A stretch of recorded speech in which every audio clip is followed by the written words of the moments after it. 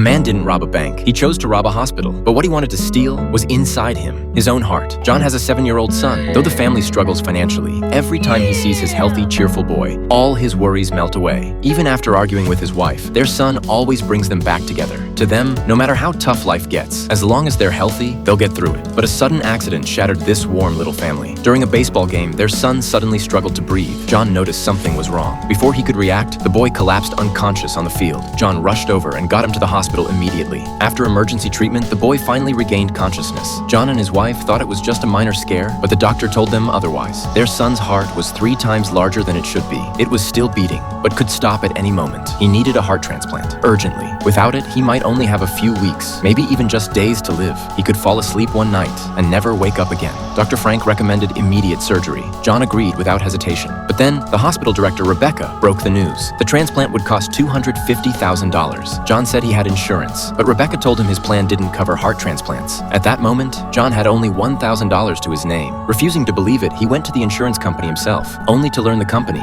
due to financial issues, had secretly downgraded regular employees from PPO to HMO coverage. In the end, he'd only receive $20,000 in benefits, and after taxes, he'd actually get just $18,200. That money was quickly eaten up by medical bills. John applied for government aid, but was told he didn't qualify. Desperate, he sued the company for altering his insurance plan and brought the court's acceptance notice to Rebecca, begging her to proceed with the surgery. He promised, once he won the case, he'd pay every cent he owed, but Rebecca couldn't agree to that. And by then, John already owed over $30,000 in medical debt. He sold all their furniture. Neighbors pitched in whatever they could, but even so, he only managed to raise a little over 10 grand. Meanwhile, the boy's blood pressure kept dropping. Then came a call from his wife at the hospital. They decided to discharge the child that very day. They both knew what that meant. Once he left the hospital, it would be a death sentence. Panicked, John made a desperate decision. He would rob the hospital. He was going to force the doctors to put his son on the transplant list, no matter what it took. He took control of an exam room, but he never intended to hurt anyone. When people learned what had driven him to this, many felt sympathy. One neighbor, interviewed by reporters, said firmly, "John and his family are good people.